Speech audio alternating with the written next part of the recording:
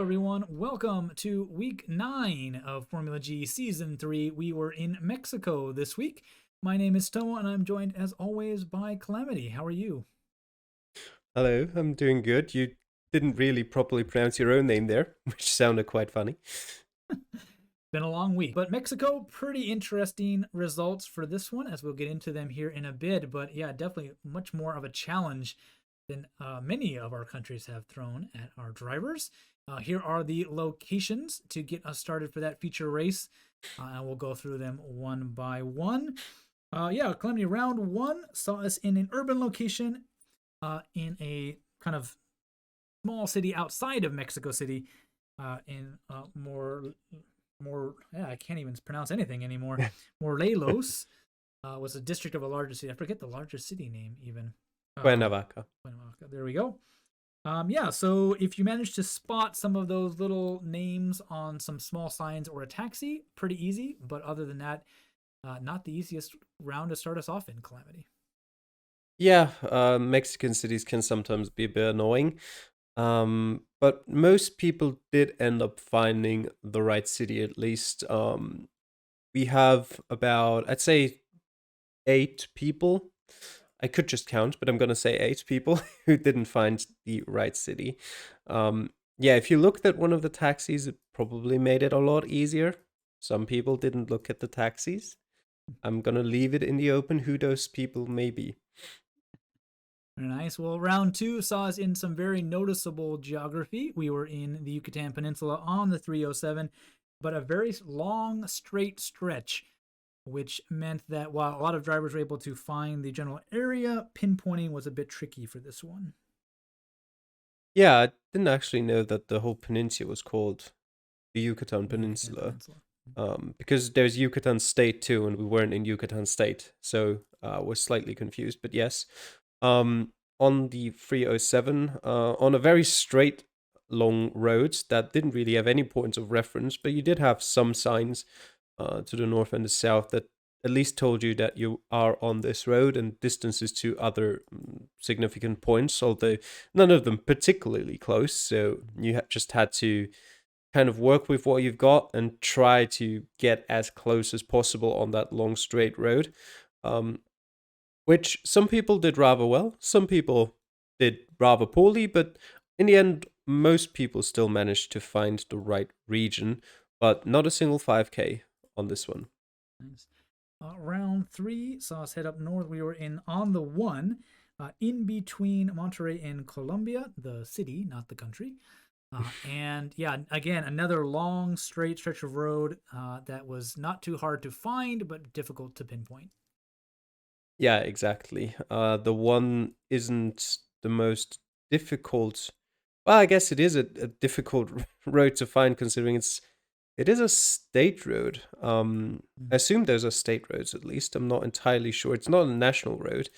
Um, so in the end, you kind of just like, can you find Colombia? Then you're probably not too far off, and then you just follow the one south from there. If you'd gone the right direction, you could have also found a sign that told you somewhere between Monterrey and Colombia.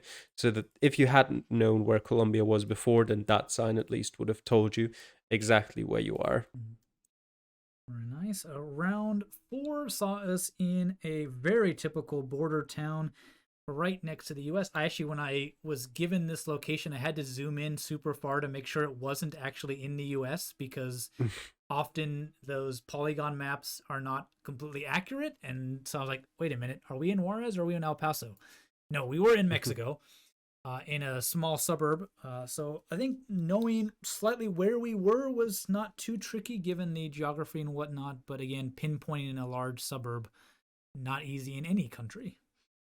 Yeah, you did have sort of enough information to tell you that you are somewhere on the outskirts, probably the southern outskirts, because it was relatively flat, and to the west it's pretty mountainous. But beyond that, it would have been difficult to find out your exact location. Some people managed to do so. There were a couple of POIs that could have told you. I think I saw the university, the technical university or the University of Technology. I don't know what the proper name is, um, which gives you a pretty good estimation of where you are. And then there were actually mm, town road names somewhat regularly on the side streets that you could then find to pinpoint yourself correctly. Very nice. And then round five saw us at the foothills of the mountains in sort of the Midwest of the country, not too far from the coast. But again, the best we really got from this one was a few small town names, which was pretty much came down to whether or not you were able to find them in time, determined your score. Yeah, the most difficult round of the five for sure. As you said, there wasn't really, at least I, even looking through it afterwards again, I didn't find anything except for a couple of town names that were pretty difficult to find on the map. So if you had a very good grasp of landscape in Mexico, you could have maybe had such a small search area that you could find them. But if you didn't, or if you just, didn't expect this town in particular to be big and were looking for a different one, then you probably had a pretty tough time there, which is reflected in the scores of that round. Mhm. Well, let's take a look then at the results for our feature race. Boxa, after a few weeks of difficulty getting out of the garage, was able to take first place back again.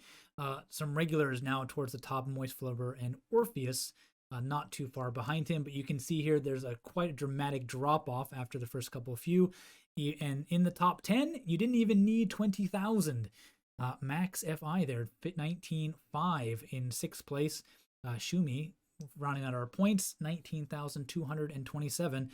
But as you can see, lots of drivers around that 19,000 mark, even some closer down to that 15 or even 10,000. Xander, I think, just didn't have time to play. He did complete the challenge, but in like 30 seconds. So I'm pretty sure that was just a click through for him, not an honest go. What sees him down there in 23rd.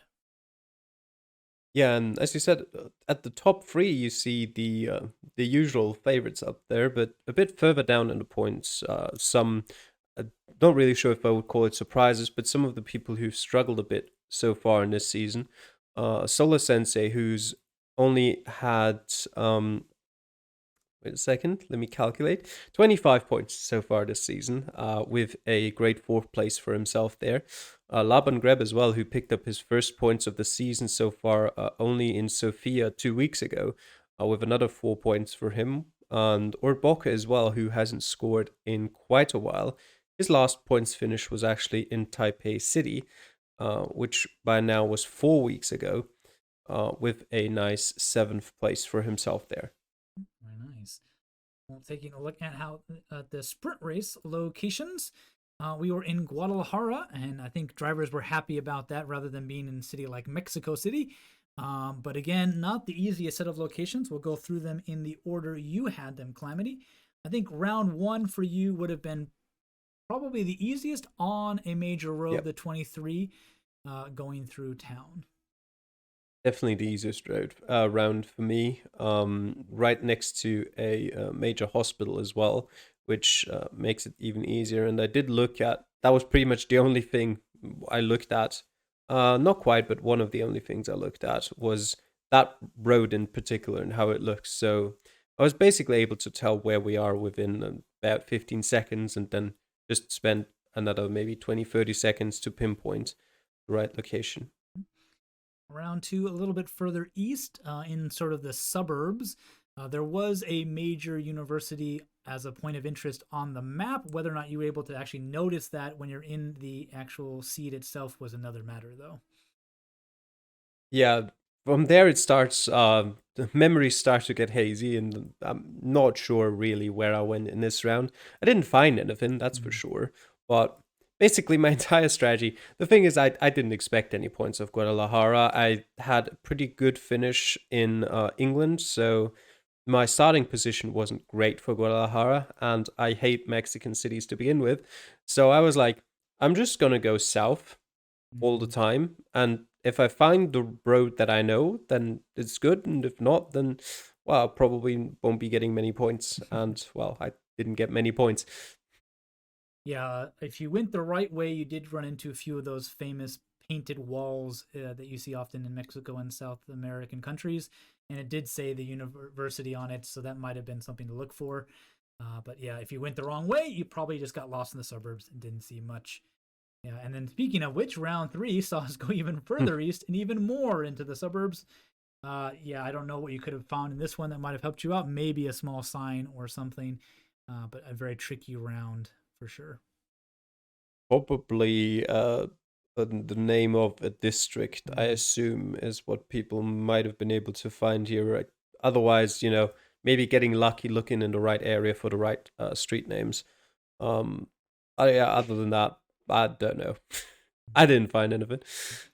Round 4 was slightly easier. We were on a pretty major intersection with a roundabout in the kind of west of where we have been. Not too far from, again, another hospital and some train tracks, which might have been made this one a bit easier for everybody. Yeah, there's actually surprisingly many roundabouts with statues in the middle of it in Guadalajara. So I had to go through like 4 or 5 before I found the right one. But yeah, in the end, did find the right one. There's quite a few stores around the roundabout that you could use to make sure that you have indeed found the right one. But yeah, again, this was probably with round 1 the 2 easiest of the seed. Yeah, and round 5 was literally just down the road. If you went the right way, you definitely could have seen that next to another little hospital, and not too far from parking those roads again. But again, if you didn't go the right way, you could have missed all the stuff you saw in round 4 and had to figure it out all over again. Yeah, essentially. And I don't remember this round. I somehow was 474 meters away, so I was essentially on the right road pretty much. Mm. But, well, not exactly on the right road, but on like the next major road over to the west.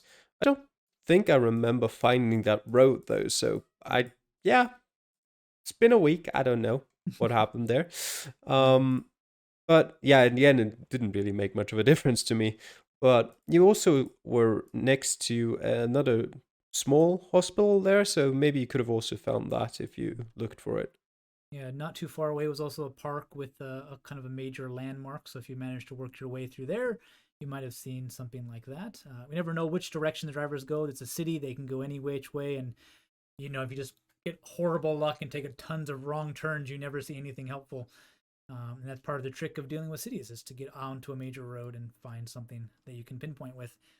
Well, take a looking at these sprint race results. Two drivers did manage to perfect it. Not and no surprise here that Boxa was one of them. I think the surprise is that Pisanico was in second. Pluki also with a strong showing. Lunacy doing quite well for himself in this one in fourth place. And Shumi, one of those surprise performances by him where he just pops up out of nowhere in fifth. And a couple Americans rounding out that top. But again, you could be in the points here with only 15,000. Clemens getting there with Jack just missing out by about 500 points.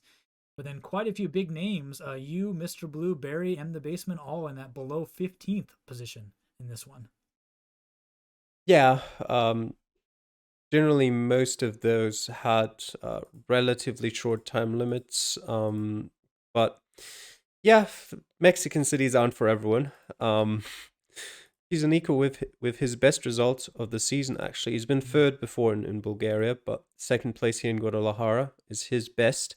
Pluki with another nice result here too, with another third place. He's been on the podium 3 times so far this season. And other than that, yeah, not really the usual names you see there in the upper points positions. Shumi, Lunacy as well, even Headache Me. Um, Further down there in the general classification, all of them below, basically, if you go from Pisanico downwards, him, Lunacy, Shumi, Headache Me, even Solar Sensei, and Clemens, all from 14th down in the general standings. So that at least makes the standings a bit closer again, and makes sure that there's plenty to fight for in the midfield, at least, come the last week of the season. Yeah, definitely. As we'll take a look at those standings and how they're shaping up before our final race in Israel. Boxa with a double win this week in both the feature and sprint race sees a massive 50 points, which if Orpheus was hoping to catch him after a few weeks, he didn't play. That disappeared quite quickly. A huge gap opening up there, almost 100 points. Means Boxa will be a champion for the second season in a row. There's no way for Orpheus to catch. But Mr. Blue really dropped the opportunity here to take second off of Orpheus.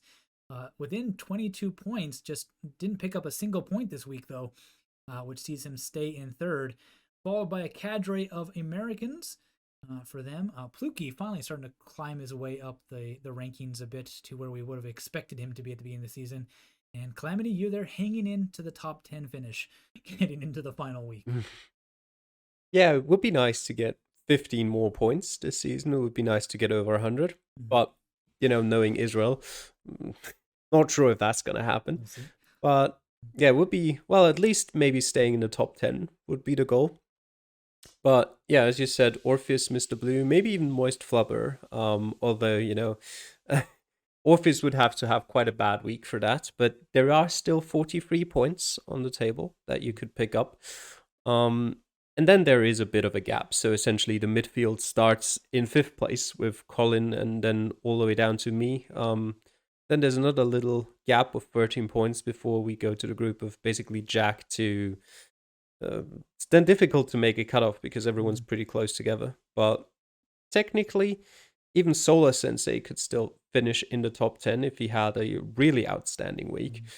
And then you go down with Wakelock, who's still, even after... he had one win in Philadelphia, and since then and before then has not picked up a single point. So he's got exactly as many points finishes as Wickham, who at least has 1 point for himself. And yeah, Laban Greb has slightly come into form at the end of the season, picking up a few points here or there. And maybe he can get a nice result in Israel to finish off the season in not quite such a disappointing manner.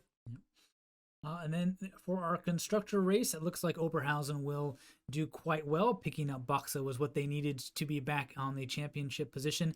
But the fight for second is pretty much a 3-way fight. Kansa, Ravansa, Chariot, and Scantrum all possible, depending on how things shape up, to take that. But then after that, it's pretty much closed to the likes of Nordhagen, which will not see some success after a really good performance from their drivers, despite losing Boxa. Coming in that kind of position is not too bad at all. You Calamity FGT, you had a pretty strong start to the season, but then kind of leveled off into a midfield finish. And then kind of Lancaster, Cape Orient, Opava towards the bottom there. Probably what we would have predicted. Maybe not in that order, but those teams going into the season to begin with. Yeah. I did say at the start of the season how I hated pretty much every single country that we're playing this season, except for Taiwan and maybe Spain. So I'm still pretty happy about how the season went in general. And yeah, it's looking like we're going to be fighting against Bamberg and Octane for that 6th place. And yeah, as you said, fight for second still pretty close and exciting. Kaza, Rivatsa, Chariot, and Skanström. Maybe even Nordhagen with a little bit of a chance. 86 points still on the table. Probably not towards second. But if they have a really good week, they could still catch up to Skanström. And yeah, then maybe Opava still has slightly, let's call it an existing chance to maybe get up to 6th, but 34 points, especially down there in sort of the mid to lower table, is pretty difficult to pick up in a single week. And then Orient against Cape is another technically exciting battle, only split by 1 point down there. Cape caught up quite a bit. They scored 12 points this week in Mexico, with Orient no points for them. So that could still also be an interesting thing to look out for. Very nice. Well, before we get to our map, let's take a quick look at how G2 is shaping up. These drivers are looking to claim some of those spots in the regular Formula G come next season. And pretty much with being only 3 drivers consistently playing through the season, it has weeded out everybody else. That's kind of the point of the competition. Renata, Kempe, and Anka will be looking to join the ranks next season. Renata getting another win just barely over Kempe here in Mexico. So congrats to her. She's been pretty dominant throughout the whole season. I think she will make a great addition to Formula G come next season. The standings here, pretty much you can see who's been playing and who hasn't been. Renata 194 points. The other 2 drivers right around 150, give or take, behind her. So they could switch things around. But it looks like that's the top three will stay that way and coming into the final week. And for our final week, we have I don't know, the best for last. I don't know if we can say that, but definitely a very interesting place for last with Israel. This is a map I made after not being really satisfied with any of the maps that I checked out when I was planning the season. And yeah, so the average score is pretty low because it's my only playthrough, just so there was somebody who had played it. And we are in Tel Aviv for the sprint race. Yeah, I also noticed maybe one of the reasons why you always spell Israel wrong is because you also pronounce it wrong. You pronounce it Israel as well. Um, Israel. it's Israel, yes. Yeah, so American The A pronunciation before doesn't the help E. me. Yeah. Yeah, it is a pretty interesting country to play actually because it can have some interestingly difficult locations. I don't know if that's a proper way to say that, but there is quite a lot of middle of nowhere locations in Israel in the northern half, especially that you don't really get all that often in Geoguessr. The road numbering system is quite nice, so you can make use of that if you do find some of these road numbers. You included the West Bank as well, which shares pretty much the same road numbering system. Not going to get into any geopolitical discussions, but yeah, definitely slightly looking forward to it at least. Any person who's been playing a lot of Geoguessr, maybe what is it even called? It's Distance Battle Royale, and has maybe started developing a little bit of a hatred for locations in Tel Aviv or the surrounding areas, such as me, might be a little bit nicer to play with a 4-minute timer. And then Tel Aviv itself as a sprint race, I feel like the strategy is just going to be go west and see if you can make your way to the coast or to a river or to the next major road and then see where you can find that. Yeah, the only reason why I didn't include the Gaza Strip is because there's no coverage in the Gaza Strip. So I included as much of Israel as I possibly could, which a lot of the maps didn't have the West Bank. That was one of my problems. Was there is quite a bit of coverage in there, and so I just wanted to give us the most complete picture of the country we could, irregardless of political issues. Yeah, that would be interesting. And yeah, Tel Aviv, like, yeah, maybe you can find the coast, but yeah, it can be quite a mess of suburbs like any major city, and you can find lots of good signs, but then they're going to be too small to really help you. So yeah, maybe learning some of these district names could definitely help you out. One thing is Tel Aviv actually is kind of narrow. Um, if you look at it on the map, it looks like it's quite big, but the official boundary for it is kind of narrow and it has a kind of a bulge in the north. So don't forget about the stretch that it can reach up there, as well as a bit to the south where it actually gets very narrow. But make sure you're really aware of that eastern border of the city, so you're not catching yourself off guard and searching for places that aren't technically even in the map. So for that one, so that would be my biggest advisory, because I was surprised by it when I saw it on the map, just like Manchester, right? You're like, what? This is the actual city, right? So yeah, be careful of that. Yeah, well, good luck to everybody in the final week, and I guess a little bit of an early congrats to Boxa. He can kind of cruise to victory and enjoy the scenery in our final week, and we will see you all next time. Take care. Bye.